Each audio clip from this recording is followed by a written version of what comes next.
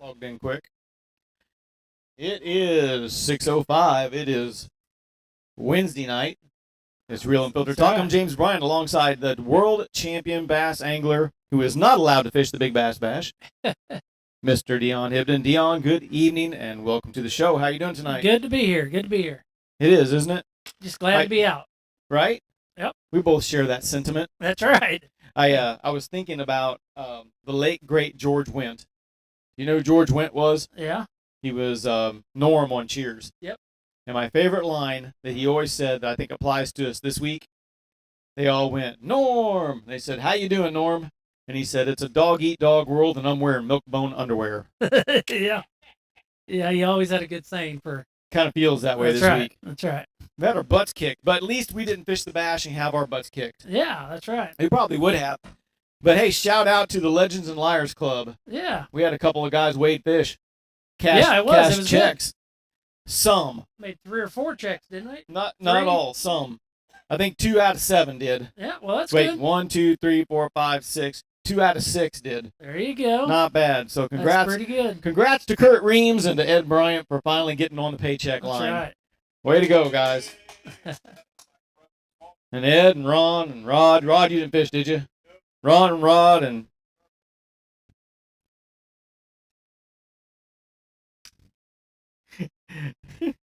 He can't mention our only sponsor, okay? You know, I'm trying to unless it's in a good light. I was trying to figure a nice way to say it. So to Lloyd and Ed and Ron, There you go. they tried their best. Yep. Thanks for kicking in to the payout for everybody That's else. right. And you know what they say? Better luck next year. That's right. That's right. So You know, that's the crazy thing about all that is, you know, because they'll be back next spring. oh yeah, All of them with bells Sure. on. Just can't wait to go. You know, that's Yeah. the thing. it is. And that's the exciting part about that tournament is you know, I think I would like to fish it, you know, even not that I just think that it would be fun because you're right up to your last cast. You only got to catch one, you know, so That's what they say. that's what they say. You know, it's But another. it's hard to do. It's another damn lottery. It's you a know? lottery, that's for sure. And that's A great big one. You know, I'm kind of crabby today, and we were talking about where the guy catch the big fish. You know, what did he use? Where did he throw it? And I'm like, I don't care. You know, it doesn't matter. And the reason I say that, and we'll have a conversation about it, is that at any given time when you have 5,000 anglers on the water on any given bait at any given time of the day, it's just your day, Yeah. and you're going to whack him. He's going to decide to eat at that time because, correct me if I'm wrong, but the big fish, the overall big fish was 737. Congratulations to Phil Meyer. Just get that out of the way. I have nothing against, his ability or skill. If it was lucky or if it was skill, either way, It doesn't matter. congrats. It doesn't matter. But this is me being kind of a turd. 737 is not a massive, giant, huge fish for Lake of the Ozarks. It's not. It's a good one, but there's It's a great one. it's a good one, but there's millions of them that size in here. That's the point I was That's- going to get at. That's the point. Yeah. Anywhere in the lake, where those. Well, you know what? It's funny you said that. They all chanted out, "Where are they at?" Yep. Guys, I did what I hate to do, and that's bass research.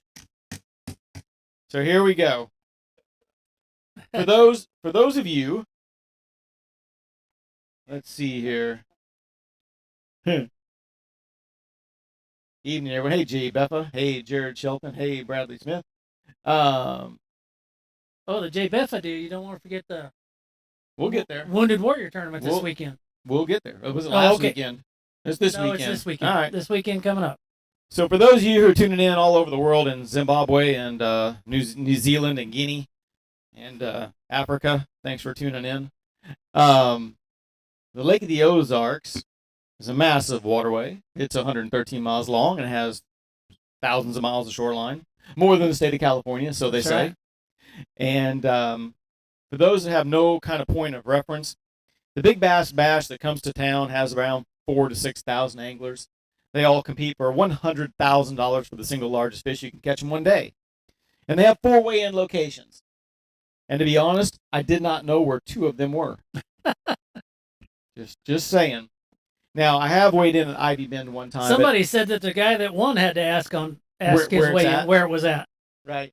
So, kind of to give a little breakdown, the tournament's held out of Public Beach number 2, which is out of Osage Beach, which is at the mouth of the Grand Glaze Arm. So if anybody's watching online, I wish I had references, but I don't. But the Grand Glaze from there, and I think anglers will come fish the Grand Glaze area and probably go up to, I'd say, the Toll Bridge, maybe Yeah, downstream a little bit. Kind of that general area they fish. Wouldn't you agree? sure. Okay. The second location is Alhana Resort, which is directly across from the Buck Creeks. Yep. Up in that area, and I think that those anglers probably fished the Buck Creek area to the Toll Bridge and maybe around Workman Hollow, Gravois, the stuff North like that. Shore. Yeah. Yeah, and the Gravois Arm. I would give you that. But see, the third one is Red Oak, which is about the 30. There's another one down by the dam. I was getting there. Oh, okay. I'm systematic here. Hold on. Sorry. Damn. Well, you turned around went the other direction. I know. Oh, okay. Oh, let's just back up. Let's just go ahead and go to Point Randall. Point Randall's right by the dam. Yep. And I say those guys fish the dam to the Gravois and maybe some Gravois. Yep. I would fish the Gravois and weigh in at Point Randall myself. And we'll get to that later, and I'll tell you why. And then the last weigh-in was at Red Oak, which is where the winning fish was weighed in at. And that's at about the 34-ish, 34-mile marker, Yep. somewhere in that ballpark on the river. And those guys will fish probably 45 to, I'd say, the 45-mile marker upriver down to, say, Lynn Creek, and maybe go down into the Niagara River arm. Sure. So that's kind of a balanced coverage of the lake. So I thought, I wonder how many fish were caught and weighed and paid at each location. And the Ivy Bend. Yes, we have Ivy Bend, which it's Ivy Bend Resort is in 62, and that connotates the 45-mile marker all the way up to Warsaw. So a lot of coverage there. So if you're going to weigh in a fish at Ivy Bend and you're fishing upriver, you've really got to have a game plan on running all the way to where you're fishing, all the way back to where you fish. So, yeah. So I thought to myself, okay, the winner won at Red Oak. How many big fish were caught at each weigh-in location, and where were those predominant fish caught throughout the lake, and can we form a pattern? Anybody have any guesses of where the most fish were caught this year? Red Oak, Alhana. Yep. Now you heard Alhana was on fire, right? Well, I think Red Oak was the best, and the reason I say Red Oak was the best, Red Oak is also the biggest area. Right. It's the largest, vastest area because of the Niagara. But, well, so I'm going to say one of the upper ends.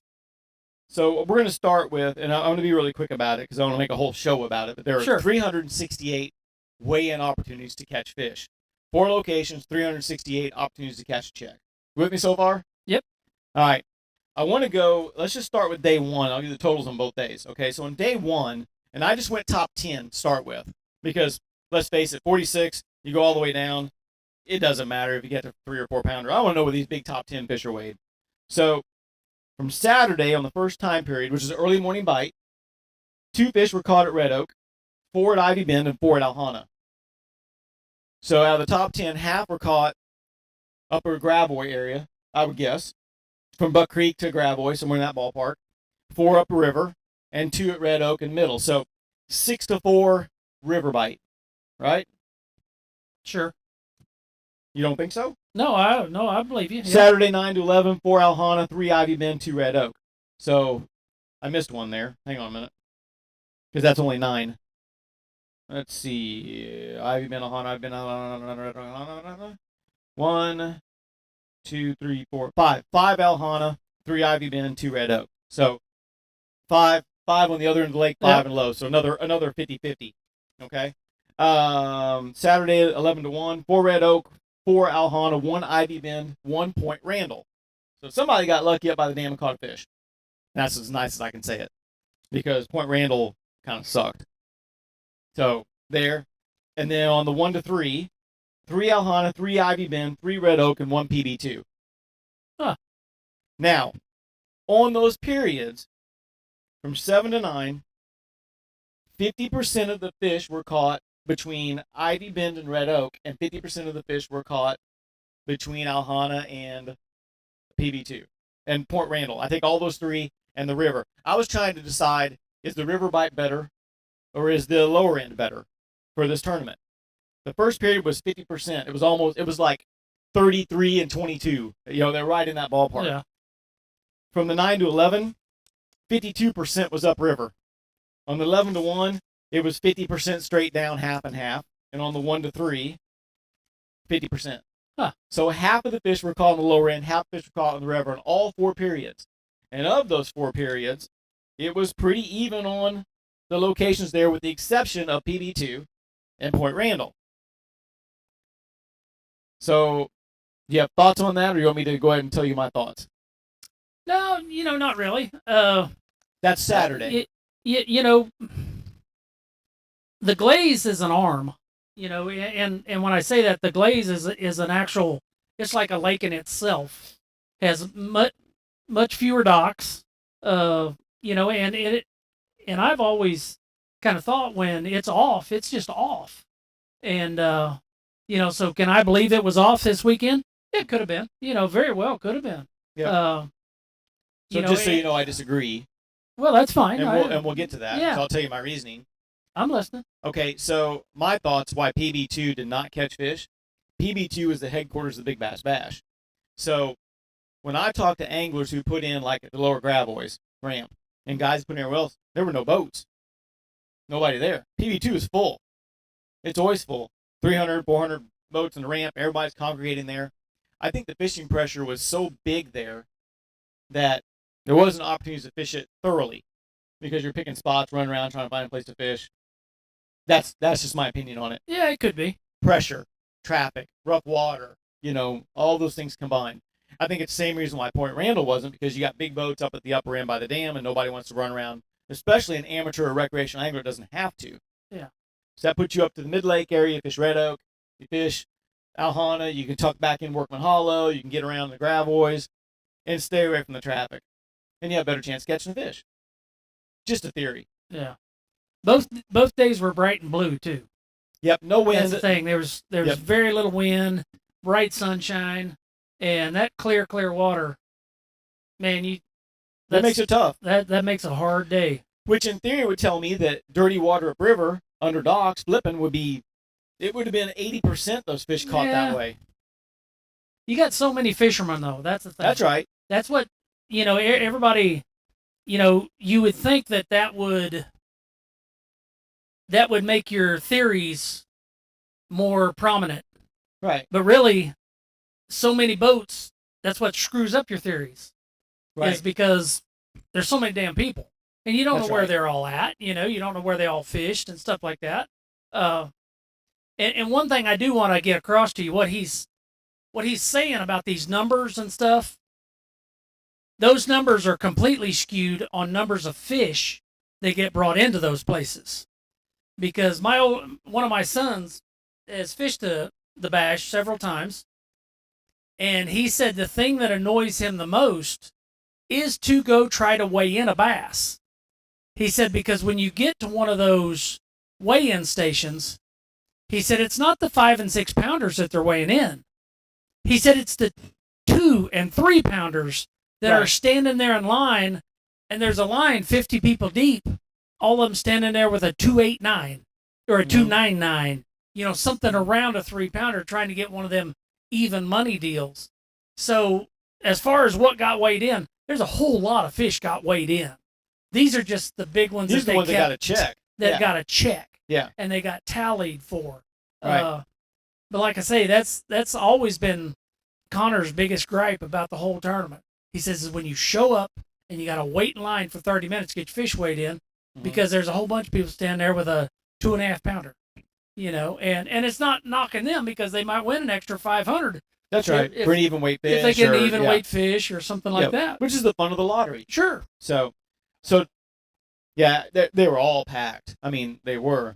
But to recap Saturday, that means that the top 40 fish, 13 were caught at Alhana, 13 were caught at Red Oak, 11 were caught at Ivy Bend, 1 Point Randall, 1 PB2.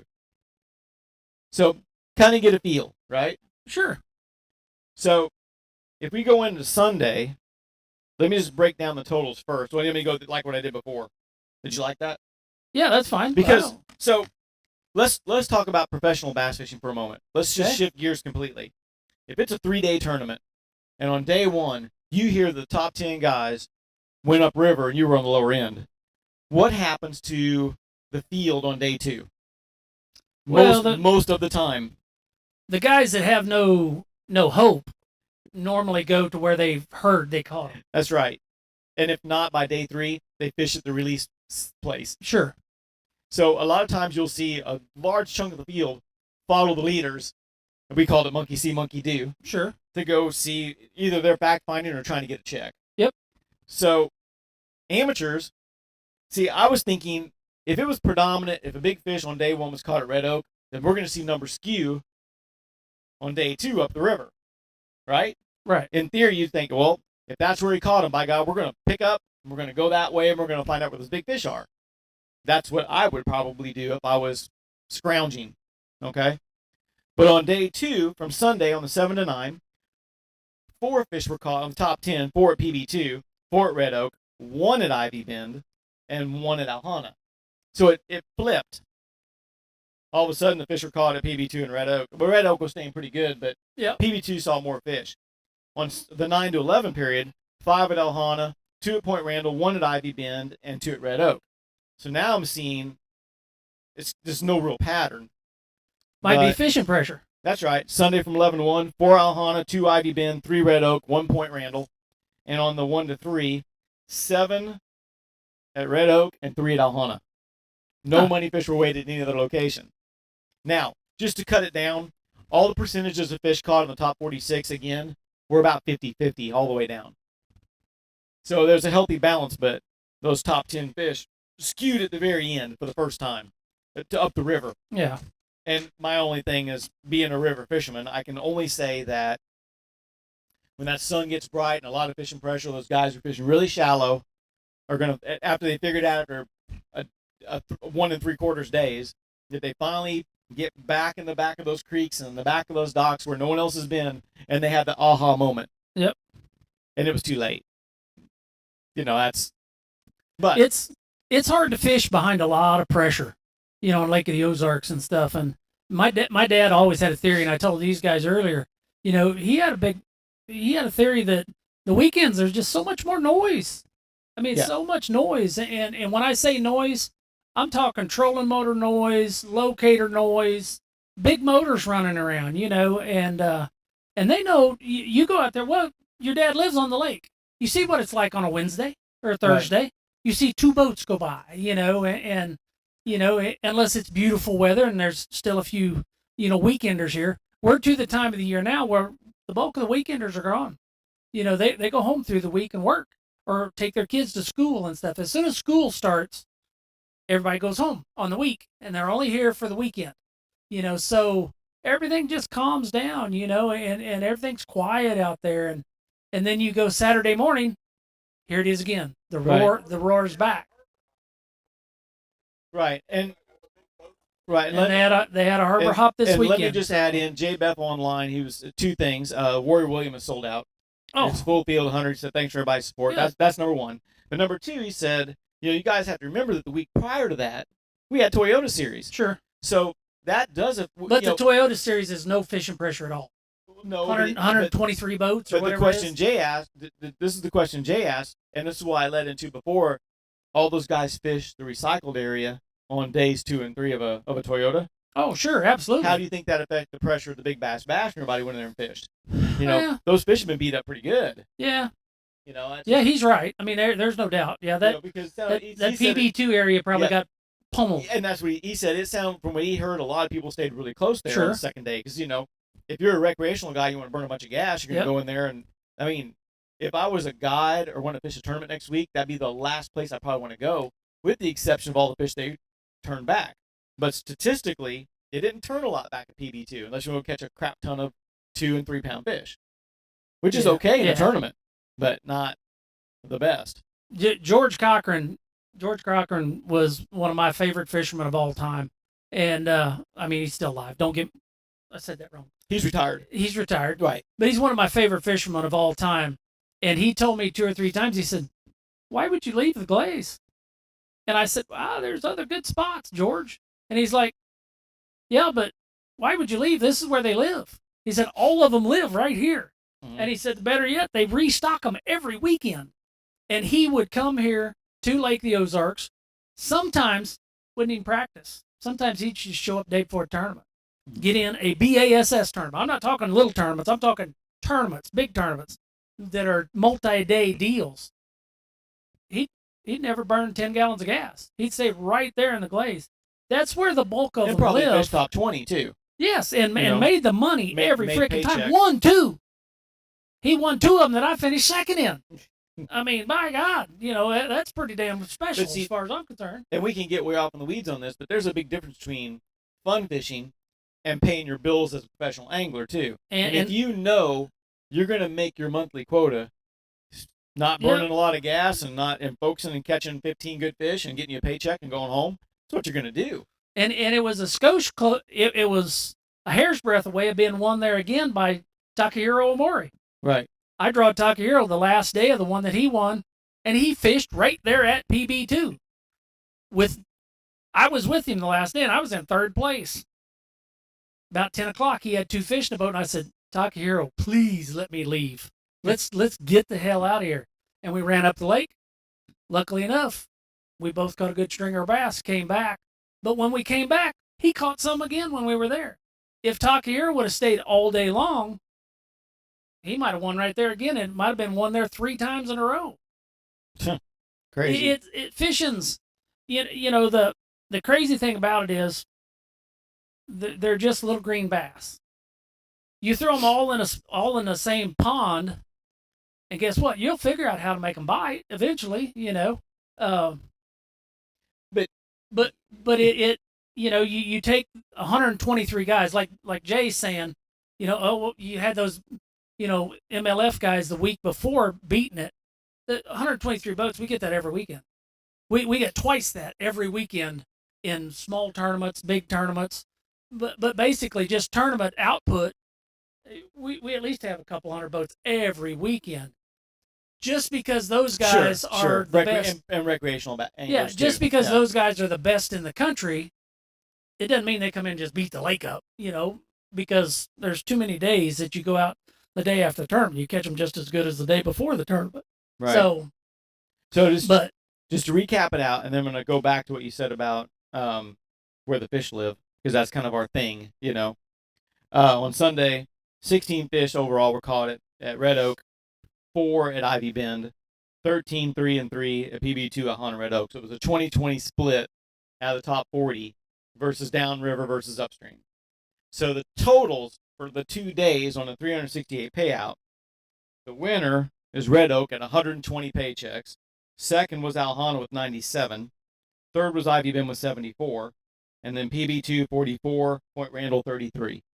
That's the 368. So it was, 194 of the 368 were caught upriver and the rest were caught downstream. Yeah.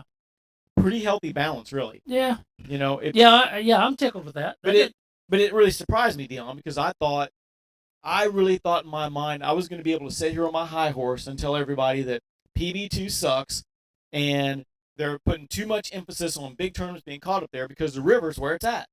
Because that's where the big fish are. That's where the big fish is always won. And statistically, they do. They come out of Ivy Bend. It comes out of Red Oak. Those big fish is where they are. But the balance is pretty even. Yeah. But I think the pressure was higher on the other end. But maybe the fishery is good enough to handle that pressure. But I really thought I was going to see like 70% of the river fish caught that were going to be on this paycheck scheme because I don't think the low rim was going to work because, like you said, sunny and clear. Yeah. I was wrong. Don't like to think that, but yeah, fishing pressure just moves people around. The thing of it is, what the river has to offer is a lot of good, flat, shallow water. Think about how many creeks there are on the low end of the lake. Think about how many creeks there are everywhere on Lake the Ozarks. You go out of one, you go in the next one, a half a mile later, there's lots of good shallow water in, all over the lake. But it's different. It is. It's different. It's slightly rockier no, I'm going to give you an example here, and this is where I say different. My difference is different from your different. It's like you're pre-spawn. Uh-huh. I think creeks upriver and creeks down the other end are completely 100% different. Here's the reason why. And Lloyd can attest to this because he's sitting there listening intently. If you're fishing the Lake of the Ozarks and the water drops 4 inches, and if you're down on the lower end of the lake, Yep. it drops 4 inches and nothing changes. If you're upriver and it drops 4 inches, you lose 6 feet of shoreline. Yep. And, you know, It's overall flatter. Yeah, because it's so shallow and so thin. So it's a whole different animal to fish. So when it's different, it's different. But we didn't have that this weekend. Those so creeks, it doesn't. Those creeks shrink to nothing. That's right. In a blink. They're dry a lot of the times when there's still water Yes. in the other creeks on the lower end of the lake. So you got to approach things a little bit differently. It's like we talk about our magic spots. Yep. You know, and our club championship is coming up next weekend. And I told my dad, I said, hey, there's a spot, and we haven't talked about Ray Johnson a lot here in the show, but there's an old BSS guy that he had this one spot, and I'll tell the story another day, but we go back and visit it when the water turns 60 degrees, when the conditions are just right. That's where those fish live. We're going to go get them. And I said, we need to go to Ray's magic spot at the river. It's way upriver, way past where we normally go. And he said, I don't know if we can get in there because the lake's down. That's the difference between fishing the upper end versus the lower end. Because you go up that upper end, and they're just not there because there's no water to get your boat in there to get them. So there's lots of reasons, but that's one of the big ones. You know, I love fishing up the river. I always have. I mean, you know, you can ask Lloyd. There's been years when I visited with him every weekend. You know, and I love fishing up there. But in the end, it fishes so small on any given day. And when I say that, you know, I watch the water level. I watch, you know, how things go. I watch the water temperature and everything. And for me to go up there, everything's got to be perfect. Right. You know, and it's not because I'm making a 60-mile run, you know, or something like that, and I don't want to waste my fishing time. It's just you have to go when it's right. You know, when it's slightly off, it can mess you up, you know, and you can lose because of it. So you got to be careful, you know, and it's a great place, good fishery. A lot of these tournaments going on now. Now you have tournaments that are going out of up there a little bit. Well, they put in a Warsaw and go down. There's quite a few tournaments out of Warsaw happening now. What's the one you guys fish? Red Fox, the wet spot, Red Fox. But you're talking 20, 30 boat tournaments. Yeah, but still a fish. You look at the Gravois right now. The Gravois is better right this minute because of the Angry Pirate. Yeah, but he hasn't any tournaments. He hasn't any tournaments 6 months. So. But the Angry Pirate tournaments rejuvenated that end of the lake quite a bit. Right. And it's because of once a month, he took a couple 100 bass in there, turned them loose. Mm-hmm. That makes all the difference in the world. You know, it don't take thousands of fish. It takes a couple 100 of the right ones. You know, and that's why he encouraged, when he was having those tournaments, he encouraged everybody, bring in all you catch. Don't just bring in your 5 that you're going to weigh in. If you catch 20, bring them all in. If you're fortunate enough to catch 5. Yeah, but every tournament you'll have Lawson, Scanlon, 2 or 3 of those kids that bring in 15 bass. Turn them loose in there. So it ain't just the 5 that you're weighing in. Well, that's true. But if they get caught, let me tell you something about that. If I they want get to caught, add to that too here in just a second. If they get caught, that conservation agent is a giant a-hole because they're doing nothing but trying to make the lake better. That's it. All he's doing, and he's made that statement. The Angry Pirates made that statement. He said, "Let him come to my weigh-in and say something." Right. And that's the way it should be. You know, as long as the fishermen, you know, there's a reason that Texas is the fisheries that it is, because the fishermen give a shit. The fishermen take care of that place. All of the lakes in Texas, those anglers, they have associations that take care of those lakes. They do habitat structure, the share lunker program, everything. You know, everything to keep all that fishery, the trophy fishery going. They have built through share lunker program. They have built. What am I trying to say? Where they raise fish. Hatcheries. They've they've raised enough money to build hatcheries for bass.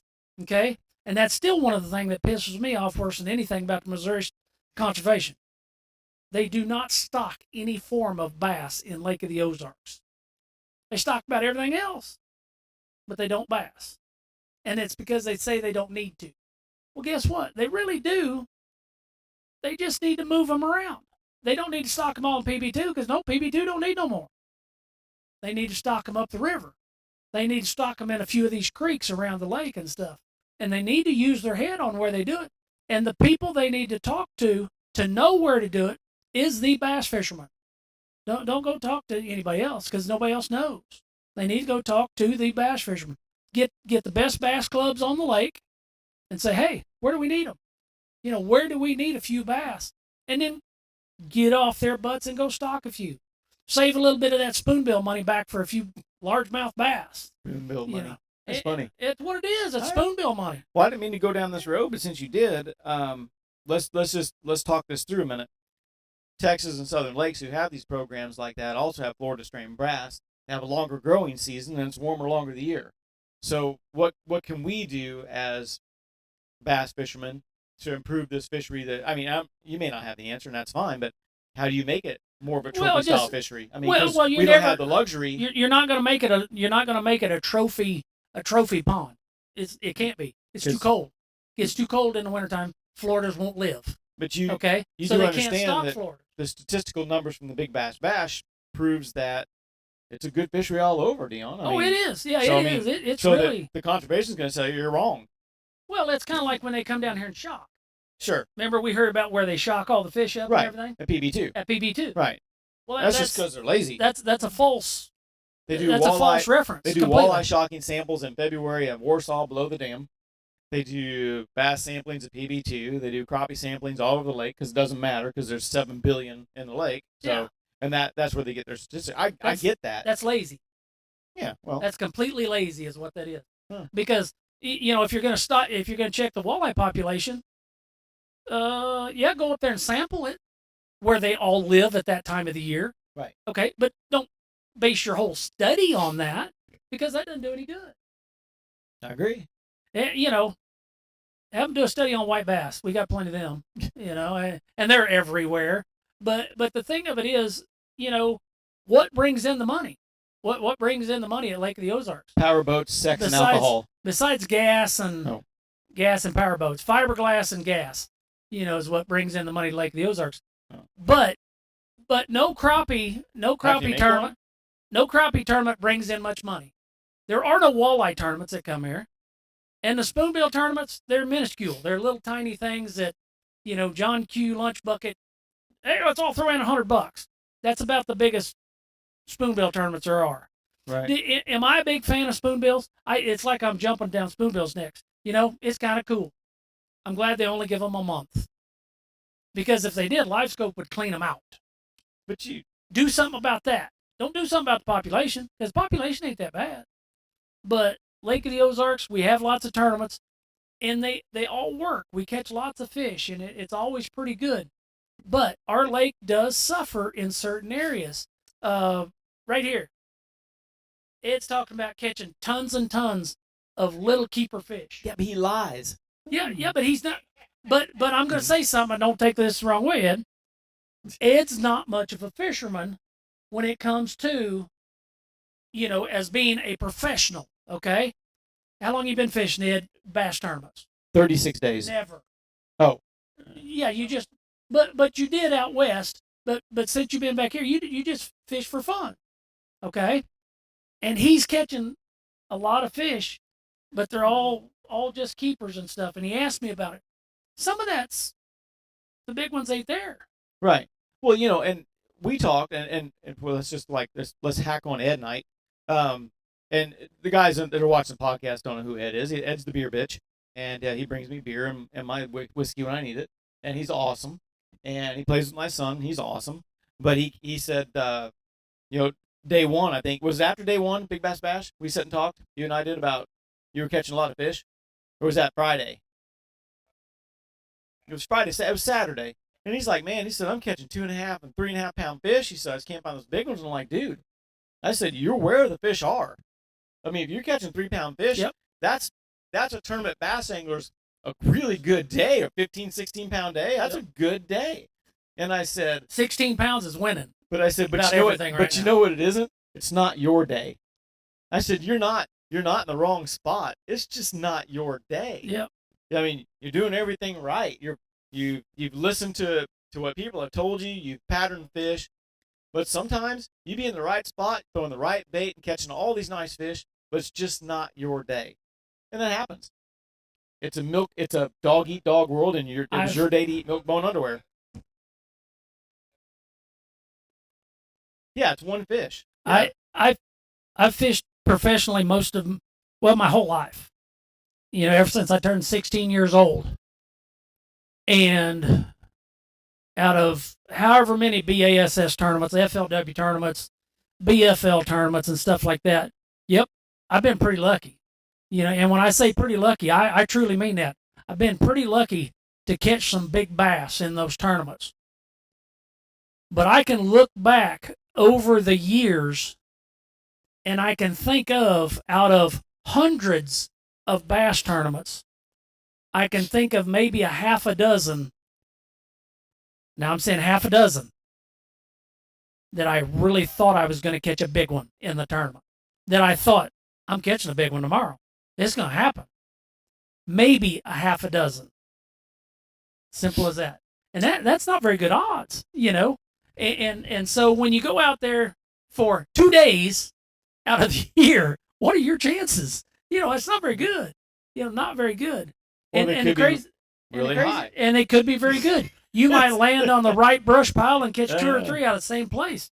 But it's just it's a lucky deal, somewhat. You know, I don't like to use the word luck because, you know, I think luck's what you make of it. You know, you have to be doing the right thing, and you have to be doing it properly to catch a big bass. Okay.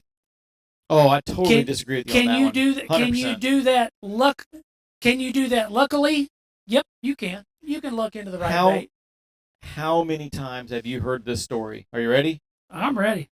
I flung my bait out and I backlashed the shit out of it, and I was picking it out and picking it out and picking it out. When I reeled it up, it was a 7-pounder on there. Yep, I've heard it too. We hear that all the time. You know what? We talk about it as a technique now. You know what? That's where they live. That's where they live, yeah. You betcha. Well, he threw it in the right spot. He threw it in the right spot. It's right. He threw it in the right spot.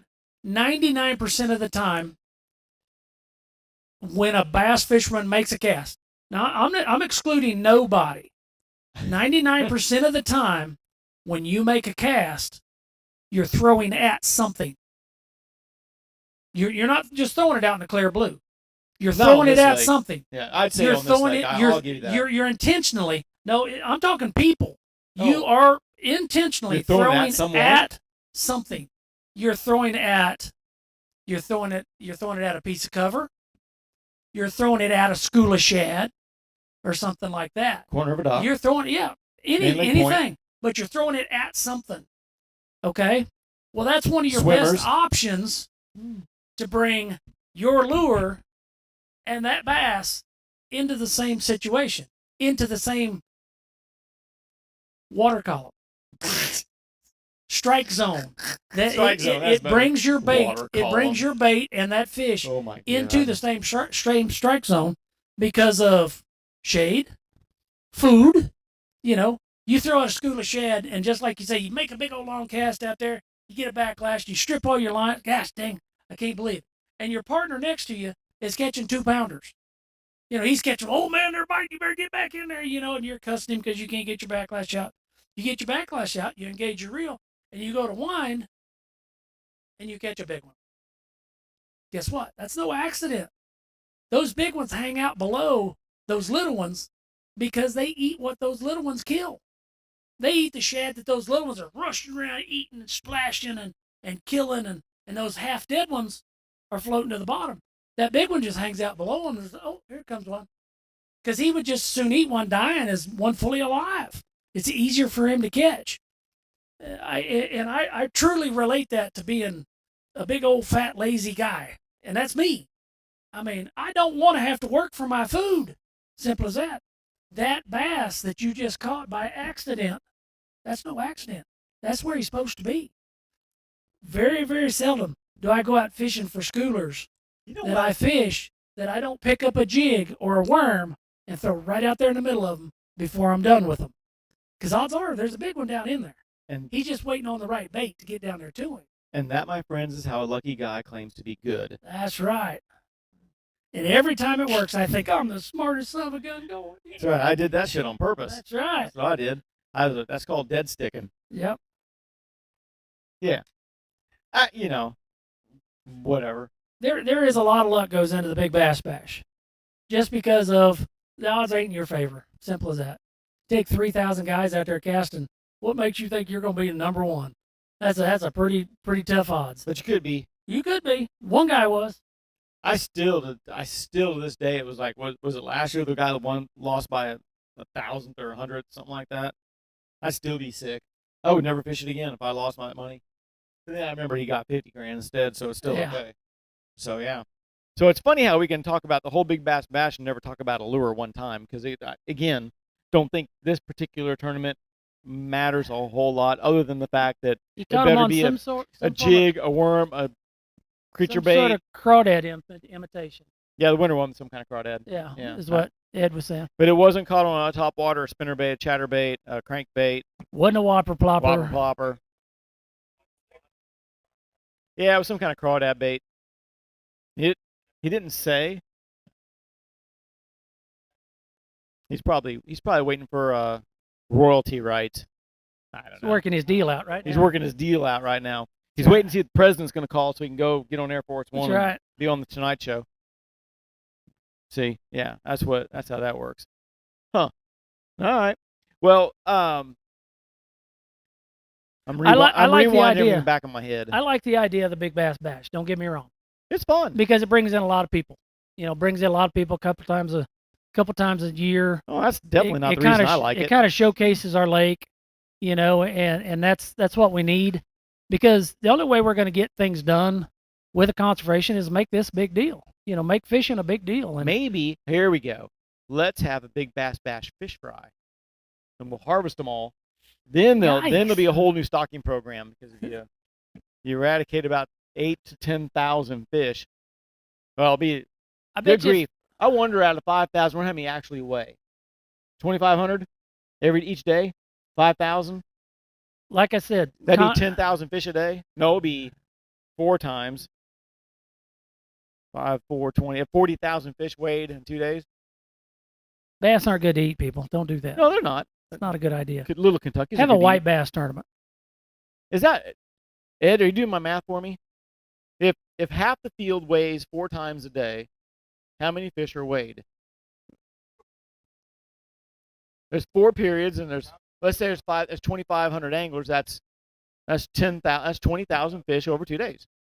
20,000 bass that are probably all over 2.5 pounds.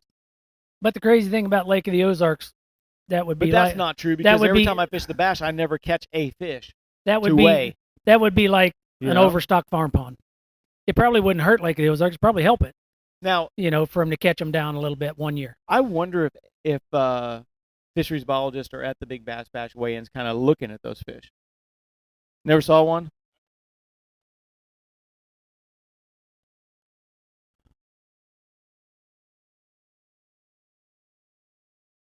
Well, you caught virgin fish. But my point is, you mentioned overstocked ponds. If anybody's ever fished an overstocked farm pond, and you catch a bass that's in an overstocked pond, he has a giant head and teeny tiny body. Yep. They're always like these giant heads and like an 8-inch body. They and they overeat should be their like food 6-pound source. fish. That's correct. But I guarantee you there was no issues with anything on those bass this weekend. No, Lake of the Ozarks. No LBV, no bacteria, no viruses. We have so much food. Yeah. They're healthy.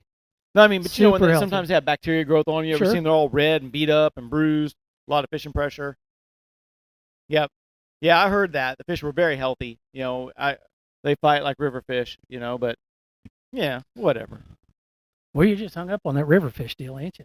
I'm kind of pissed. I'm a little pissed because like I said, I really thought I was going to sit here and tell everybody, I'm like, hey, I know where the fish were caught. and I know where they live, and this is where the big fish are, and I was wrong. So, yeah, I was a little hung up on that because the more I talk to a lot of professional anglers, the majority of those big fish are caught upriver. Yeah, buddy.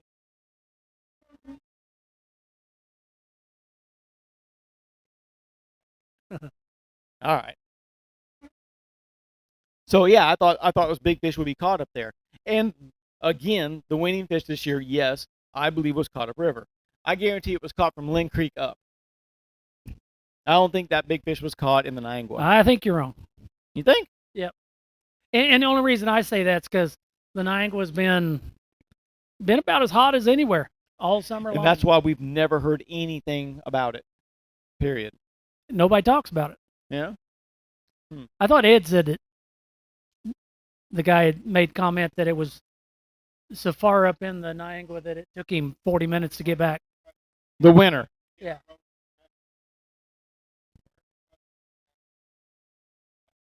Oh, maybe it was the Niangua. It don't matter. We're all guessing. Yeah. Guess Yeah, what? we're Guess guessing. what? There's only 2 people know for sure, and he probably lied. But I would. again, I wouldn't tell the truth. but like If I caught a big one way up the river, I'd probably weigh it in at Alhana. but but it's like I said. And that's But- true. It doesn't matter. But like I said, Saturday, and just kind of to throw it in, Saturday, the first big fish of the morning, 597 and 579, Ivy Bend and Red Oak. Second period, 737, 651, Ivy Bend and Red Oak. Third period, 553, 540, Red Oak, Alhana. So fourth period, both fish came out, Alhana 608 and 577. So all of the big fish, top 2 were weighed upriver, except for the afternoon bite, where on the lower end they worked. I want to find a statistical pattern here, even though it's not going to happen. I'm trying to force this to say the river bite was better. The I'm lake forcing it. My doctor's in Osage Beach, and I have to go every Saturday morning. And Saturday morning when we were done, me and my wife went and ate breakfast. And Did you go to First Watch? And I told her, I said, let's drive by PB2 and see who's there. See what a crowd it is. We drove by there, and I don't want to burst your bubble. That's fine. There might have been 40 trucks there. At PB2. At PB2. So, okay. So I have a theory on that too. And about the same at every ramp. At the next one over. So you might have the answer, because I already do have the answer for you. So if there's 5,000 anglers and only 40 boats at every ramp and around here, where did everybody put in? Where did everybody fish? Do you know where? Because I'll tell you where. They fished upriver, but there's no public. It might have been, but you're talking about, let's say, 500, maybe. But that's a lot. But here's where it's at.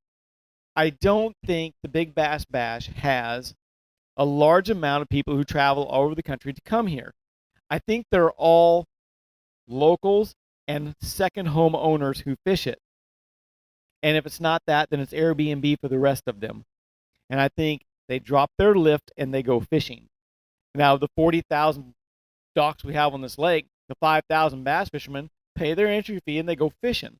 Because I have not met anyone yet that comes from out of state to specifically come down here and fish, with the exception of that Asian guy who got banned from it when he was fishing with the swim baits like 9 years ago, that Lee Gwynn or whatever his name was. But I mean, really, have you ever? There's not a ton of out of towners. A lot of Okies, Arkansas, Nebraska, Iowa. There's a few of those. I think they all own homes here. Yeah. So I think it's just the same group. They just all fish at the same time, and they fish their water that they like. And that's why you see a 50-50 balance on the statistical numbers of where those fish are caught. Yep. I agree with you. Because I'm a genius, and that's what I think is happening. And you're always right. And I'm always right until I'm wrong. Almost always right. Right. But, so yeah, that fish wasn't caught in the lower end. So the last, Mega Bass Sleeper. Don't say that. Do you know what that is? I can't say that on the air, and then everybody's going to buy all them. Come on, Ed. Think.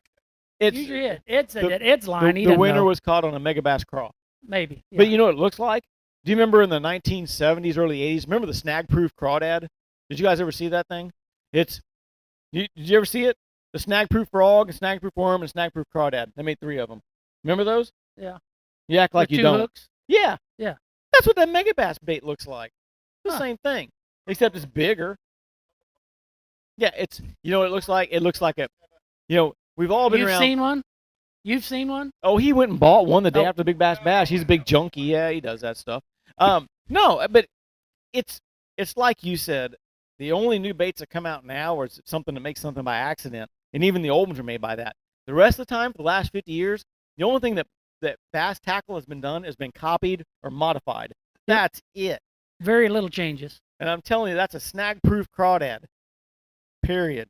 That's a plastic hollow crawdad that stuck a weight in it, and he flung it in the water. Black, blue, green pumpkin purple, green pumpkin, candy, watermelon candy. It doesn't matter. Same bait. It's reaction strike. You hit him on the head, he eats it, and you go, holy shit, I got a 737. I got $100 grand. And I got to split it with my partner, and he's buying the beer tonight. Check, please. Yep, 90% of the time, it doesn't make a difference what you're throwing. Yeah. Yep. That's good to hear, too. I mean, it's good to hear. Yeah, so Fred Volansky on the air. Thanks for watching, Fred. He said, I fished around Shawnee Bend and didn't see that many boats like it was in the past. So, I mean. Fred caught a big one. Did he? Yeah, he's the one that. Fred? He was here last week. Oh, was he? Okay, you were here last week, Fred. You caught one too. Hey, if you cashed a check, congratulations, and if you can comment on that. 490 something. You up in the 5-pound range? You in the 5-pounder club, Fred? Don't know. So yeah, I mean I don't know. He told me. He told you, just you? Well, he called me. Gotcha. You know why he called me? Because you're a genius. Because I'm a genius. He told me. He says, I did what you told me to. No. Oh. All right, well, we're about ready to wrap it up for the night. We have a new segment of the show, and we are here in the Legends and Liars Club, and you have compiled more crap that we're going to. I shouldn't say crap. That's not very nice. Collectible fishing memorabilia. Yes. So we're going to induct a new item into the club tonight. So tonight, let me go grab it here real quick. I got it here. Hold on, I got it. Right back. Tonight, we are adding in this wonderful framed print, and you have a story behind it. This is I'm gonna see if I can pull this up here on the screen. Here. Three of the old timers. Hang on a minute. I gotta switch screens here. There we go. So this is a framed print of an ad that says, "Name 3 Bassmasters Classic winners." That's easy. Johnson, Johnson, and Johnson. This was a Johnson Outboards ad, which was Jack Chancellor, Charlie Reed, and Guido Hibden, who had all won classics who were sponsored by Johnson Outboard Motors. This was an ad that has him in there, and he's the only one in the picture holding fish either. Did you notice that? And there's looks like a pose in the picture. So this was a gift that was given to your dad by your wife. Is that correct? No? Yeah. I think she framed it up for him so he could look at it and be proud of himself. Do you have a story behind that, or is that? So he can be proud of himself? All 3 of those guys are just. Johnson used to be one of the biggest deals in our industry. Johnson Outboards, was, it was like Ranger boats. Probably not to the magnitude of Ranger boats, but really close. They put a lot of money into BASS for many, many years. And did Johnson and Evinrude merge? Yeah, they were always the same company. Same, they were always the same. Kind of like Suzuki and Yamaha. No, ding dong. What? No. Are you ready? You like guys Mercury and Mariner. You guys can fact check me on this, but did you know where all the 4-stroke technology for Yamaha came from? I couldn't tell you. Suzuki. That could be. I'm telling you. That could be. You can look it up. Again, for those that are watching the show, it's up to you to decide what's true or not. But this was back. Story. This was back in the '80s, and Charlie Reed won the classic on Lake Chickamauga. Jack Chancellor won the one in Montgomery, Alabama, and then Dad won the one on the Red River, and that's just one of their. No, he didn't. Or not the Red River, the James River. Sorry, no, wasn't that either. Lost my. Yes, it was. Just kidding. I might screw up once, but not twice. Your memory's about as long as mine. Yeah, I know. Bing! But anyways, that was one of their good advertisements for a couple seasons, and we got a lot of that stuff here at the Liars and Legends and Legends and Liars. I said that. So backwards. every week we're going to add something new. And we can take turns. I've got a bunch of junk too. Not junk. I keep saying the wrong stuff. I got some cool stuff too. Yeah, You know, got a lot of cool stuff. a lot of people come to say, "Hey, Mr. Bryant, where's your trophies?" And I'm like, "Let me go dig one out." I got one. I've got one right over here. Yeah, it's right up there. See it? Yep. See up there top? That's my third place. I got a third place finish over there. It's up there. It's all good. Yep. Coming into the stage with 11:15, James Bryant. That guy. Yeah, I got him. They said, how'd you catch him today? It was a tough day out there. I want to thank my sponsors, Ravenger, Evinrude, and this wonderful thrift shop, Under Armour, that my beautiful wife got me. And, yeah, it was all it was a wonderful day. She had to pay full price on. Yeah. Oh, no. You know what? It is. No, not to get off in the weeds here, but I have saved thousands of dollars, maybe tens of thousands of dollars in the last 5 years, because I have not purchased a pair of shoes, a pair of pants, a shirt, a hat, nothing, because my other half is a thrift shop fiend. There you go. Which I hate. I hate thrift shops. There's nothing I wrong hate with them because I don't want to spend 5 days digging for crap. Somebody else's smelly old clothes, I just don't want to do it. That's just not. It's not even on the radar. And I know it has nothing to do with fishing, but it may. My wife's the same way. She loves thrift stores. She loves junk stores and stuff like that. But she knows, just as long as I don't have to go in them with her. But she knows I'm like really picky about my clothes too. I don't want to look like a hobo. But she'll come in like, check this, like, well, this one wasn't. But she rolled in last week. She goes, hey, I know you don't like to get used clothes, but I found these Under Armour shirts and there was a North Face jacket, and I was like, holy crap, what'd you get? Like $3? And I'm like, hell yeah. Absolutely. Go wash it. I'll go see if it fits. You wouldn't have that luxury if you'd add a couple more X's to your size. That's right. Guys like me and some of the guys in the crowd, we got to buy our place stuff at special places. I'm kind of that tough size, though, because I'm somewhere between like yeah, but like you can just buy kids stuff. Medium husky to kids. That's right. Yeah, it's like somewhere in that kind of that general area. You could buy seventh, eighth grade stuff and be fine. That's right. It's just, I got really cool the other day. I had this really cool shirt and had an alligator on it. And I was like, man, this is the best Izod shirt in the world. It was a Granimal. So whatever that was. I was a little disappointed. Something that your son loved. That's right. He liked it, but I was out. So, That's all right. Shit happens. It happens. That's right. So anyway, congrats to everybody. We are very fortunate that you and I are married to the two thriftiest women probably on the planet. See, I've learned how to lie already. See, we're still not married yet. You know that. But I keep saying wife now because it's just easier. Number one, it's easier, and number two, that just buys me a little more time because I'm still trying to save up for a big ring. So because she's vain and won't let me. Did I tell you my Temu story real quick? Your what? Temu. Oh no. So I've been on a Temu. I'm like looking at these like cheap tackle and like stuff, and I bought like 3 or 4 fishing reels. I showed you one of them, yeah. Which are total crap. But I thought one of these days, if I spend enough, I'm going to find it. So this is how I know cell phones listen to your conversation, okay? Because they do listen. Because she's like on my ass about getting a ring, right? So I get an email notification that says, check out wedding rings on Temu. And I'm like, hell yeah. So I pull up and I'm like, I said, babe, I can get you a 4-carat, I don't even know what it was called. Do you remember what chemical it was? It wasn't even zirconia. It wasn't zirconia. Cubic zirconium. It was like the copy of zirconia. It was like plasticonia that looks like cubic zirconia, but it was like $9. And to get it even better, I got an email like the next day that said, check out our Temu return wedding rings. Nice. They were like $4.25. And I'm like, dude, we're in. I think you'll be married. You'll be married. They looked great. You're gonna be married by Christmas. No. Can't do that yet. But and I'm like, I can't look at these rings right now. I'm trying to find a chatterbait for 43 cents. This is more important. And it's just didn't work. Which, by the way, I bought a bunch of chatterbaits. I was all stoked. I bought chatterbaits for 43 cents. Nice. And I was like, super cool. They're jointed. I started to say, what's the matter with They're them? jointed. What they did is it's like a really cool minnow head with the blade on it, and they put a swivel in it, like not a swivel, but a O-ring, and a worm hook. We tried that once. Didn't work, did it? They slap that hook out of the way. Yeah. It's hard to hook them. Anyway, if you guys are interested in those, I have them for 99 cents in the store. You can pick one up. The fish swipe at them, but I promise you they might. Very You may catch a big one that eats the whole thing, and you get the hook set. It'll be all right. Yeah, I don't know. Right. Me and Peter T, I think, was actually the first one to try that jointed hook deal, and I can't remember what he put it on first. Might have been a spinnerbait. But anyways, it was hard. It didn't work good. The idea is good. Yeah, the idea is sound.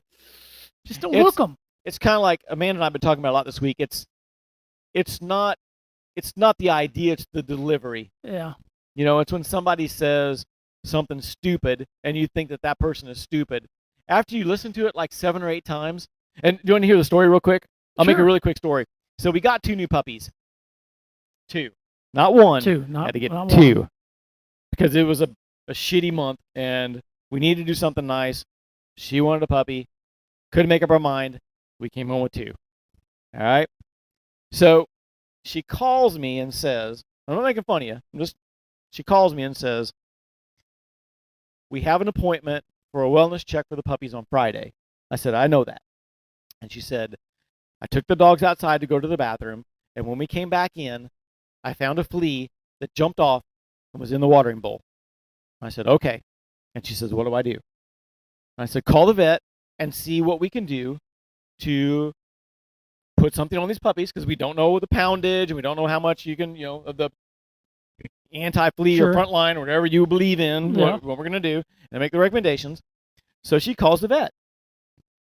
And they said, well, let me transfer you over, and you can't give anything to the dogs until we see the vet. We can't tell you what to use. But she said, how do you know the flea didn't come off of you? Okay? So Amanda instinctively said, what a bitch, because I don't have fleas. If I had fleas, I wouldn't be calling you, wanting to know how to get fleas off my dog. So then altercation ensued. Okay? Now, this is where I say conversation versus delivery. To take Amanda's side, she's been having kind of a bad She's had a bad month. Yeah. All right? So if you're going to, and for those out there, she had a little medical condition, and when she had a medical condition, the first thing they asked her was, are you an intravenous drug user?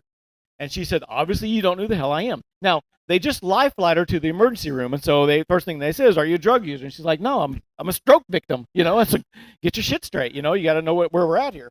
So so when somebody says, did the flea come off of you? She instinctively thought, F you, I don't have fleas. Okay? So I had to call the vet office and try to defuse the situation, because we still have to go see the doctor on Friday, and this is going to be like a bad situation, right? It's not like there's a vet on every corner. Someone's going to get throat punched in this deal. So when I say the delivery versus the message, the delivery should have been this. After I talked to both ladies at the clinic, who I said, listen, I don't think you understand the severity of the situation, but she's going to kill somebody, really. So we got to straighten this out. And she said, well, we didn't say she had fleas. What we were saying was, when you go out in the yard and you have puppies and they're running around and you walk out there, maybe the flea was on your pants leg, and when you went in, that flea jumped off of your leg because it didn't contact anything and it fell in the bowl. Maybe it wasn't on the dog at all. That's what the delivery should have been. But at 9 o'clock last night, old James was in the shower in his underwear scrubbing down 2 5-month-old puppies looking for fleas. Guess how many I found? None. So it's all about the delivery, not the message. That's right. So, the moral of the story is, yes, you can make a big cast. Yes, you can backlash, sinks to the bottom of the lake. But at the end, it was intentional, and I did it because I'm awesome. That's right. There it is. I want to thank everybody for coming in and watching tonight. I want to give a super shout out for Lloyd and June at Hiawatha Beach Resort. They are our one and only big-time sponsors. I don't even know how you can cover the amount of overhead we have for this, but thank you for doing that, because we need new microphones about every 3 months, and you keep buying them, and I want to thank you for that, because we never find one that works good. So I think these are working good. Yep, these are a little bit better. I like these. I like these too. I like them too, because the headgear looked really stupid. Yeah. You looked all right, but no. Thanks to Rod and Ron and Big Ed, the beer bitch, and everybody else, and Amy and Amanda and all that good stuff. Yep. What do you got? Any That's for shameless sure. plugs?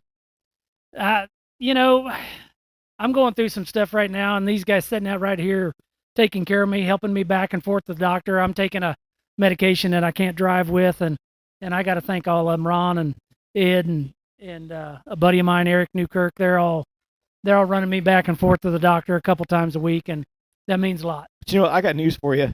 You can't drive even when you can drive. Well, And I've ridden with you. You're a pretty shitty driver, so that's true. might There be you a good go. year to shuffle around anyway. So yeah, That's true. Yep. So we appreciate everybody hanging out with us. Next week's a new week. I know we're going back to the doctor too. So we hope to see y'all Wednesday. If not, Dion might be by here by himself on a cell phone because he can't use a computer with the crap. No. And it is what it is. You bet. So appreciate everybody. Stay safe out there if you go in the water. It's starting to cool down. I think it's coming off of 80 now. It's October. So we'll see. Every day I drive to Osage Beach, there's lots of fog. Be careful in that fog. Fog. Fog. Frog. Fog. Fog. F-O-G. Fog. I thought you said foog. Fog. I didn't stutter. I know. I just like hearing you say fog. I know. Say fog, fog, fog, foggy, foggy, foggy, fog. It's not like I was saying fart or something like that. It's fog. We didn't even talk about pooping in the boat tonight. No, It's pretty good. not once. Not one time. That's a good show. Right on. All right, guys. Take care. Make sure you wear your seatbelts. Keep your life jackets on and your kill switches attached. And we will see you next Wednesday, same time, same place. Real Unfiltered Talk. Thanks for watching, guys, and we'll see you next week.